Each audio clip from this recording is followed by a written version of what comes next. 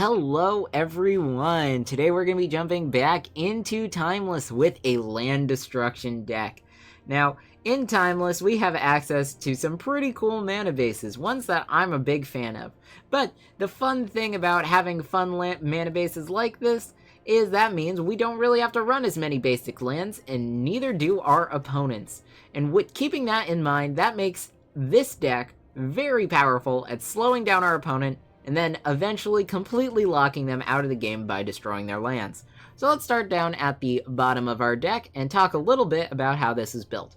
First and foremost, we've got 4 copies of Lightning Bolt. 3 damage to any target is great for removing early threats that our opponent manages to resolve while they have mana, and in the late game can be used to pressure our opponent's face, which is, again, really good for closing out the game. Next up, we've got Ragavan, Nimble Pilferer. Ragavan is phenomenal in this deck.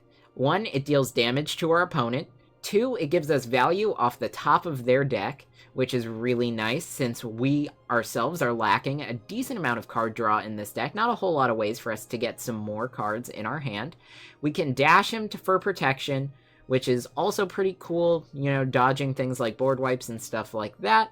And those treasure tokens will act to ramp us, because we do want to be ramping on our early turns, so that way we build up that mana lead on our opponent, and then convert that into a farther and farther lead by destroying our opponent's lands.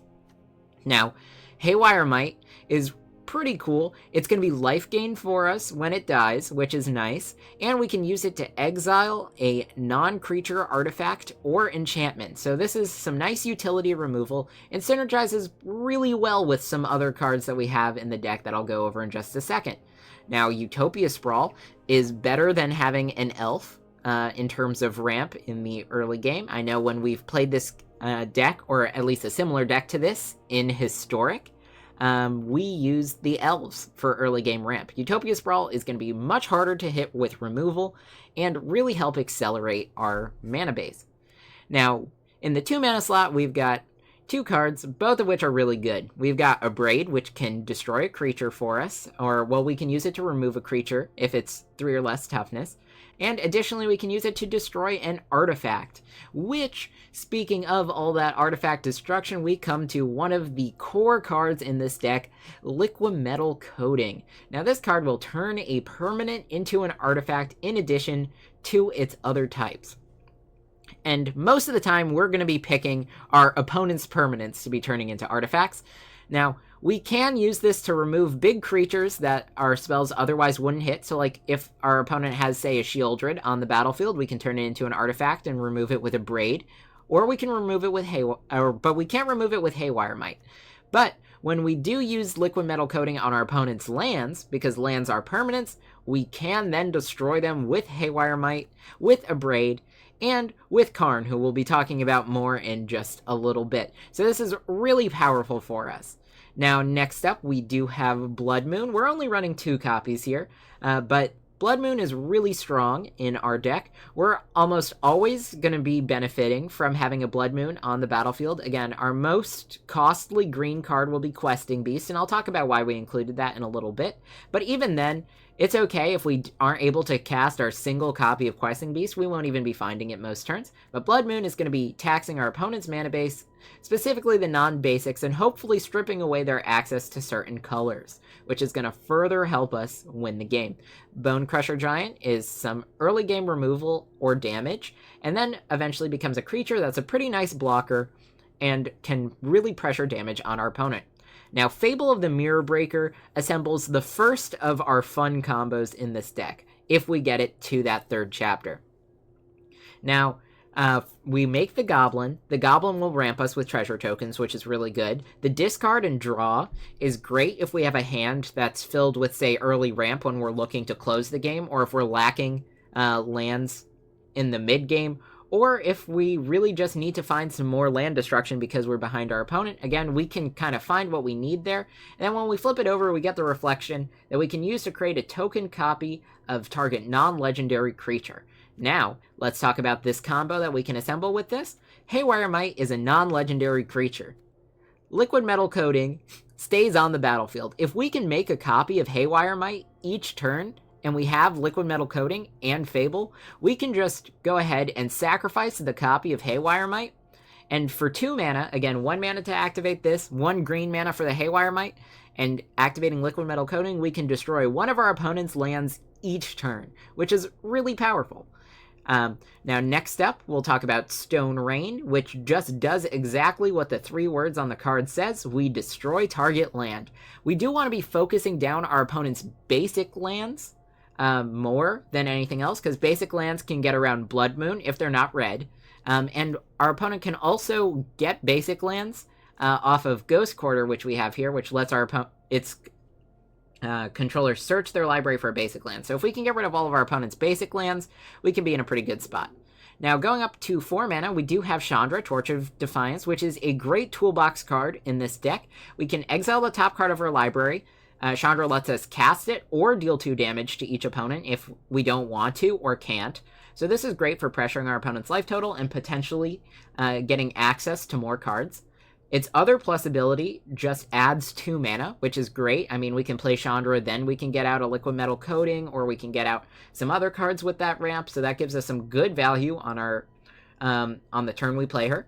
Additionally, we can immediately -3 to deal 4 damage to a creature if we really need the removal. And if we do get Chandra up to 7 loyalty counters, that -7 emblem dealing 5 damage whenever we cast a spell is game ending. There's not going to be an opponent who's going to be able to deal with that. Now, Questing Beast, why is it here? Questing Beast is really just here to deal with the 1 ring. If our opponent's trying to fog us out using the 1 ring, combat damage that would be dealt by creatures you control cannot be prevented, so we can swing in as normal and get that damage through the ring. Additionally, Questing Beast will also damage a planeswalker that opponent controls when it damages a player, which is pretty cool. It gets us some niche situations with more control style decks. Really good there. It can't be blocked by creatures with power 2 or less, so like an unflipped Delver, Dragon's Rage Channeler, Ragavan, all those creatures won't be able to block it. Deathrite Shaman can't either. And then, of course, Vigilance, Death Touch, and Haste means we can use this the turn we play it. It's not going to tap down, and it is always going to trade favorably when it does, in fact, trade. So just a good card to have a 1 of, but only matters some of the time. Then next up, we've got Karn. Karn is our second synergy with Liquid Metal Coating, since 1, when Liquid Metal Coating is used, Karn's static ability will stop that land from being tapped for the remainder of the turn, since it's now an artifact. We can then use Karn's plus ability to destroy that land, turning it into a 0/0 creature, and Karn's -2 ability gives us access to our sideboard or exile, where we can get a bunch of fun options. Let's talk through those before we go to the mana base.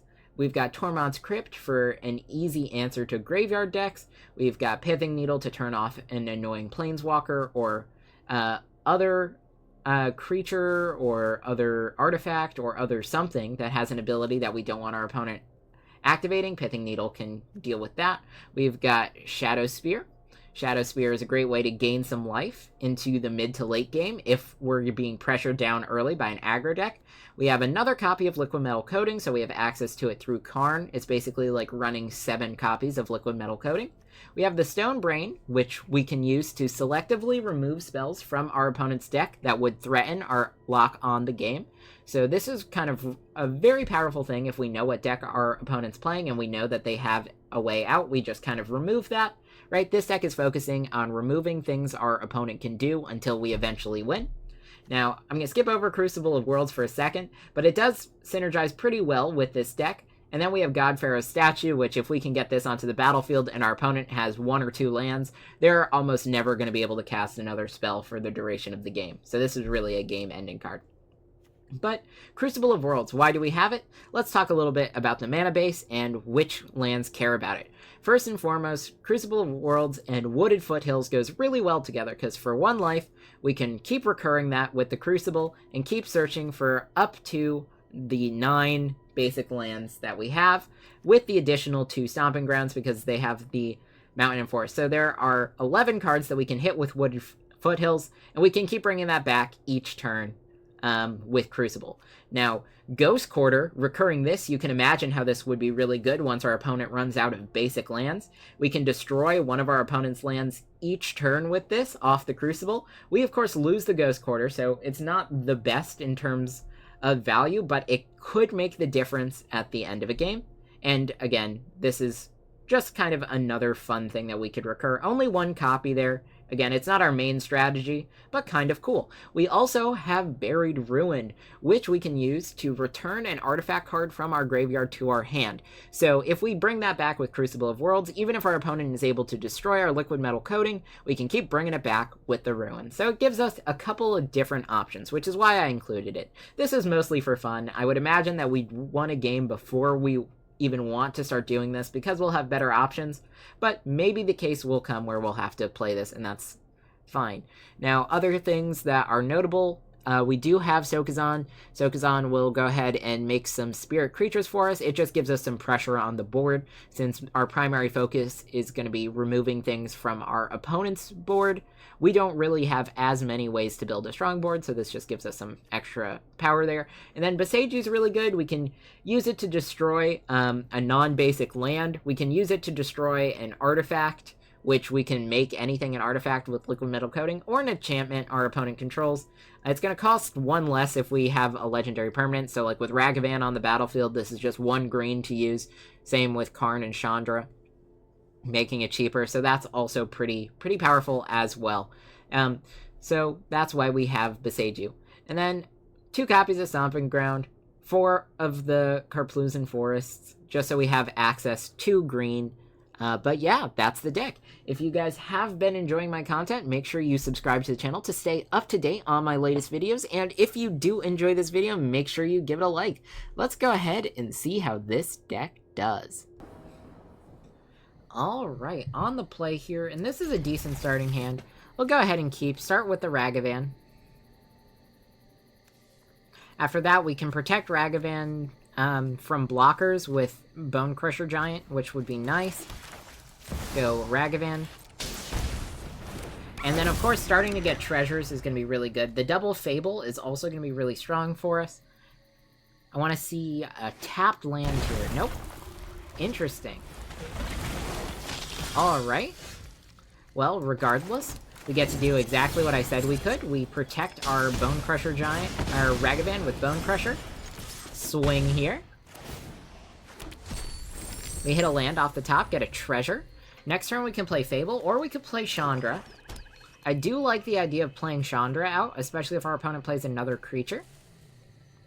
Chandra kill the creature could be really strong. Alright, let's play a strictly red land. Attack with Ragavan first. This way we'll draw the removal spell if they have it. Then after that we can choose what we want to play.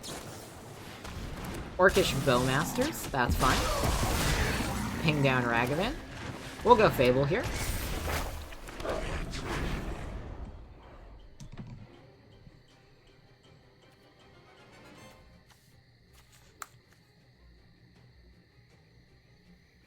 Things are looking good. I think we can play a Chandra next turn. Chandra Fable could be really nice, cracking our treasure. Opponent's taking a lot of damage from the Undercrypts, which is really odd to me. I don't know why you would be doing that. Sure. Ah, Death Shadow, that's why. Suddenly it all makes sense. No need to discard. Let's go Chandra.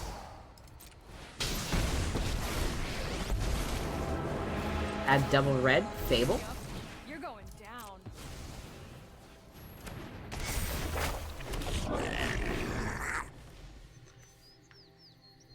Things are going to be pretty good for us here. 1 ring, that's fine.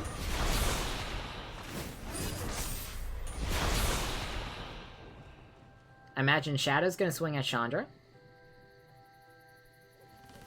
We can kill Shadow with a Braid next turn. Might be fun. We're going to want to plus the Chandra first.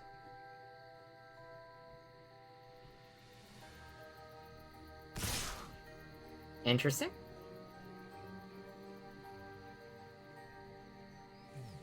Yep, I'm gonna leave that back. No blocks, we'll just take it.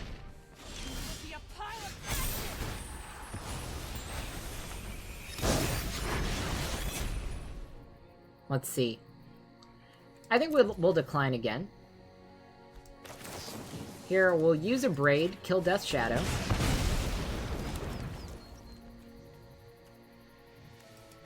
We're gonna plus the Chandra.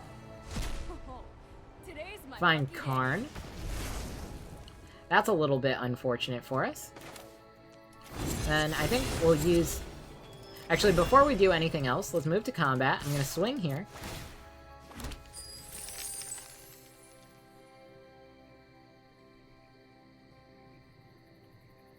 If our opponent double blocks, that'll be interesting.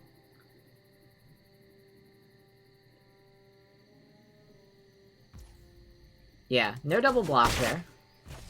We just got our free treasure. Let's ping down the Bowmaster.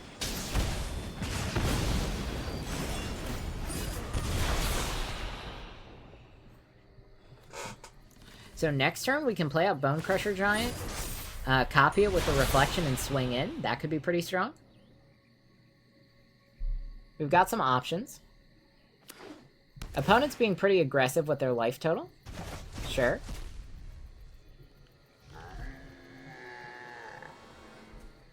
I think we'll plus the Chandra first, see what happens.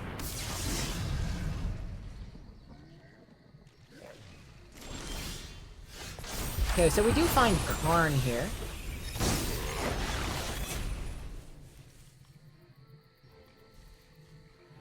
How do we want to do this?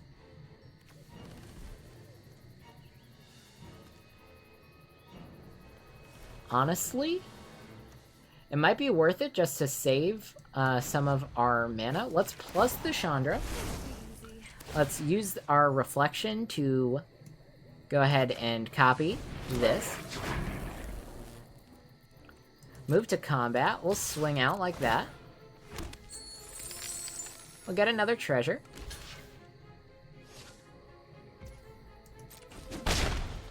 Alright. Karn. Minus the Karn. And then, do we actually want liquid metal coating here? I think we do. No need to play it just yet. Opponent's down at 5. They're gonna run into a problem real quick. Thoughtseize, sure.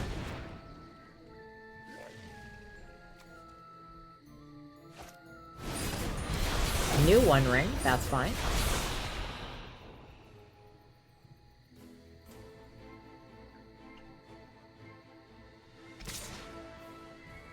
Okay, swinging face here. No block. Just gonna go ahead and take that. Alright, so we have Stone Rain. Let's... Nope, looks like we've got it. Alright, so opponent goes first here. We're playing up against a Luris deck. We've got Lightning Bolt and a Braids. We can keep this. I think this is gonna be fine. So we're going to be playing fairly reactive here. Polluted Delta, that's good. I think we're going to start with the Karplusan Forest, hold up Lightning Bolt. We could also shock Stomping Ground. Thoughtseize. Thoughtseize going to hit Karn, most likely. Or maybe they hit Lightning Bolt. Who knows?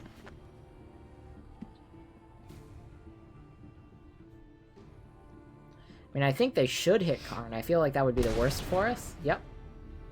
They're down at 15. But maybe we're looking at Grixis Death Shadow here, because they do have blue and black. Imagine we'll see red. So we might want to be going face with the Lightning Bolts. Could be good. Okay, they saw a Haywire Might from us. Let's go Forest, play the Might. Kind of like that. Now, we'll be able to use a Braid to deal with some of the small creatures that our opponent's playing. We'll see with their next land if they are on Shadow. If I see any sort of red mana this turn, I'm gonna almost certainly think that it's Death Shadow. In that case, Lightning Bolt is gonna get saved. Interesting, yep, there's the red. And they have Fiery Islet to deal some extra damage to themselves. Pretty fun. So yeah, goal's gonna be to not really damage our opponent until we have to.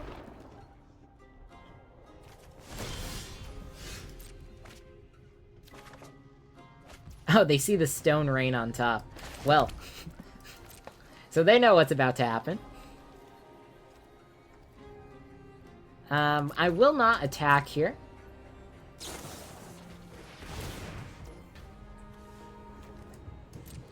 We'll hold up a Braid for the Dragon's Rage Channeler.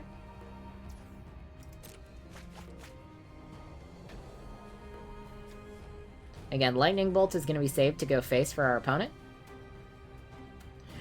I'm going to want to hit Watery Grave to keep them off black for Shadow with the Stone Rain, if they don't play another black land. But we'll see.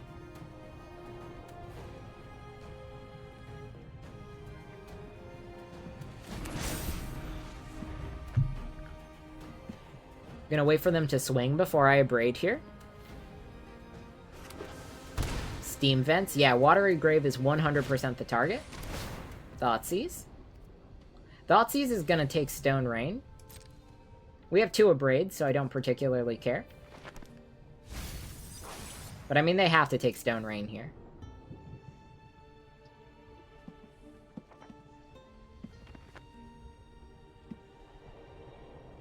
I mean, I hope they take an Abrade. Or even better, the Lightning Bolt. But we'll see. Again, they're going to run into a serious issue if they don't take the Stone Rain. Let's just hope they didn't read it too too well. Yeah, there we go. That's what I would have expected. Yep.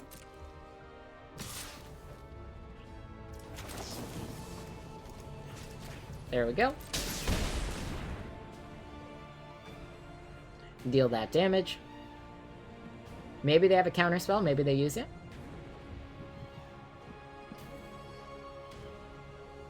If they do, that's fine. Yep. Counterspell. Surveil.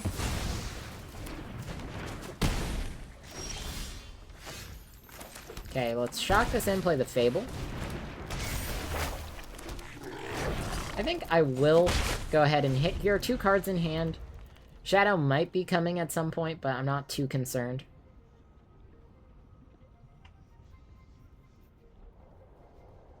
Shadow would be a 5/5 right now. We could remove it with a Braid Lightning Bolt if needed. Yep. It'll go up to 6 with Fiery Islet.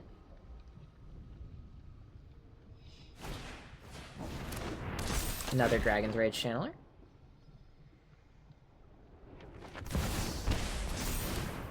Ragavan, sure. Let's discard these 2 cards. Double Lightning Bolt. So yeah, if our opponent loses 1 life, we will win the game.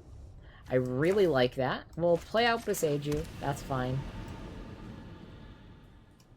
Let's see. Do I even want to swing right now? Looking at 8. We'll lose to a Lightning Bolt, but won't because we have Haywire Might. Yeah, this is fine.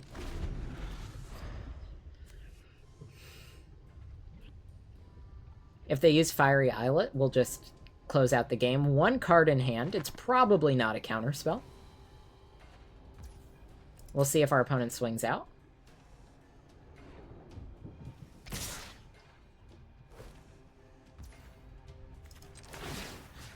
Oh, nope, not gonna sacrifice you. Hang on. We're gonna block like that. Actually, do we even care about the Ragavan? I don't think we have anything that we care too much about our opponent taking. And if they do choose to cast it, One extra mana, could that be a problem? Yeah, I think this is gonna be fine.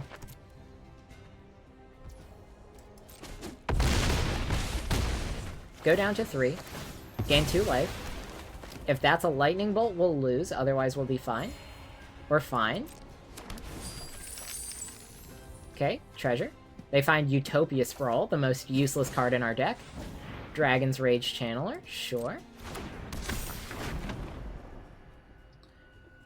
So now we just need to deal 1 damage to our opponent.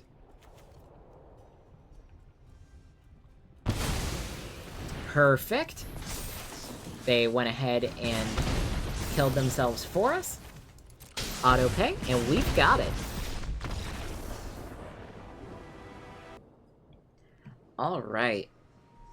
Opponent going first here, but this looks like a good starting hand. I like our access to Ragavan. I think Blood Moon could come in handy for us. If not, we have Stone Rain. Double Ragavan is kind of nice, because if our opponent does decide that they need to remove Ragavan...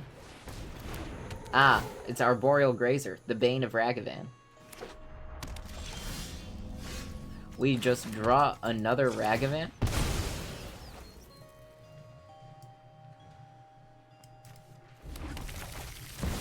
We'll play it out, though.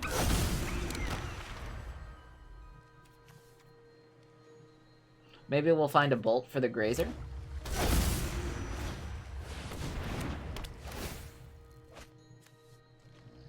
So this is, like, I guess kind of a Titan deck. We just draw more Ragavans. Well, I hate that. Blood Moon is going to be really good for us, though, so... I'm going to hang on to that. Stone Rain is also going to be really good. The One Ring? Sure.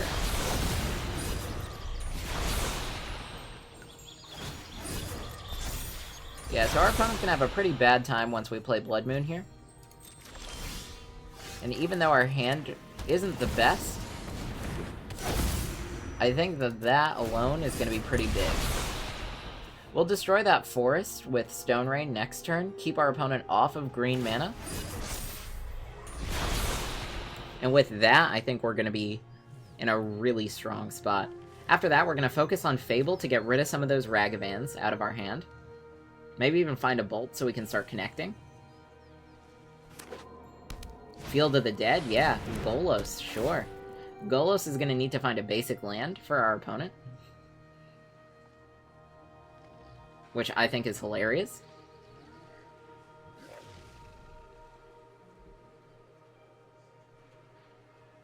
If they don't find a basic land, that's going to be even funnier.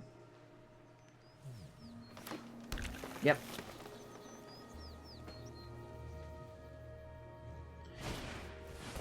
Grazer, sure. So we're never going to be getting through with Ragavan. It's the moral of the story here. Alright. Play out the Wooded Foothills. Stone Rain. I don't really care about the snow synergy for them. We'll just destroy the normal forest. End the turn there. Again, I'm sure that this is a Primeval Titan deck, so... making sure that we keep them off their double green is going to be big. Once Upon a Time, yeah, they're just looking for those basic lands. With Golos, though, they can start pressuring us. Oh yeah, there's an Uro that they're never going to be able to cast. That's pretty fun. Yep. So we do need a way to deal with the Golos. Let's go Fable. We'll hold up Lightning Bolt. We can eventually bolt our opponent's face. The One Ring is going to start causing problems for them.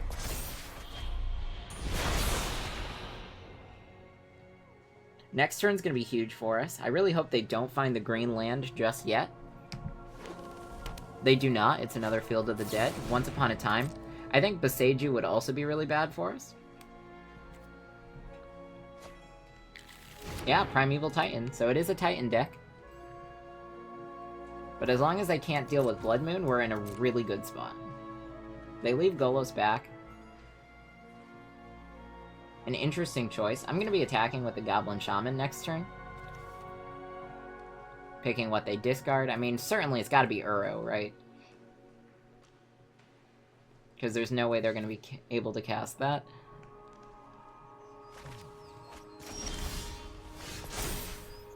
Alright, get rid of 2 Ragavans, because we don't need those. Let's play out another Fable. Alright, move to combat. And honestly, I think we'll just attack with the Goblin Shaman, get our treasure token.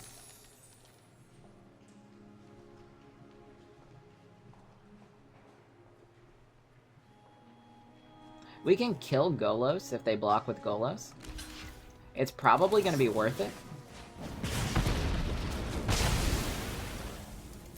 Again, just in case they do find a way to deal with Blood Moon, having Golos off the battlefield is pretty good for us.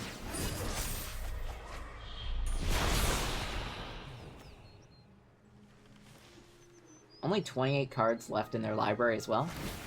Finally, they do find Boseiju. I'll grab Stomping Ground.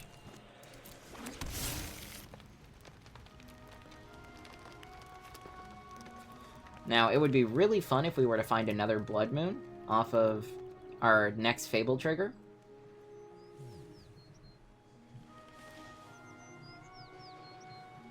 But we'll see. Our opponents become a lot more dangerous now.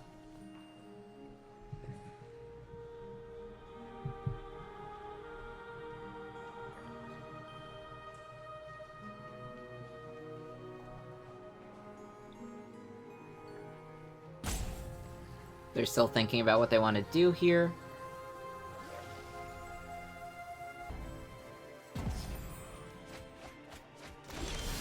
Well, alright then. Discarding 2 cards, I think we'll keep the 4s. No, yeah, we'll get rid of those 2. See what we find.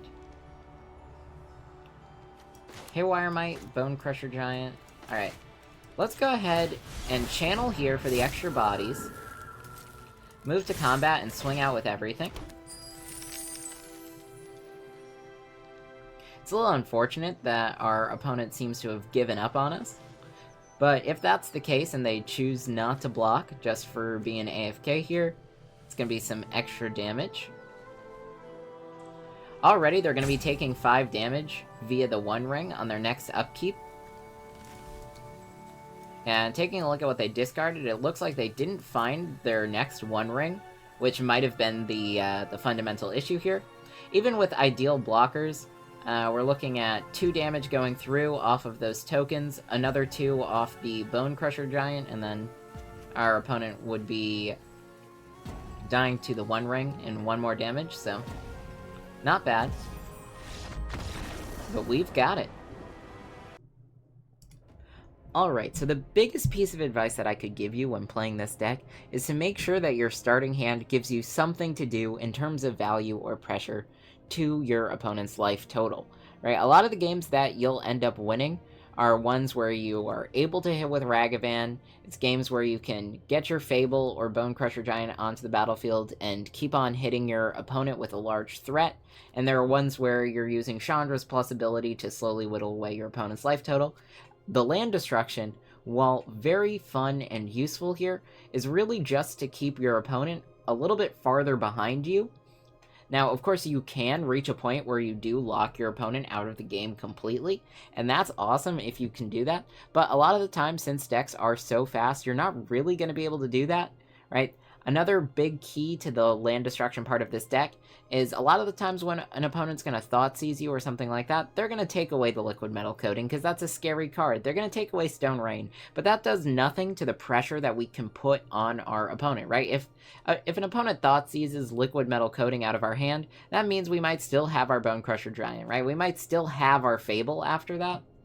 And those are the cards that are actually going to win us the game.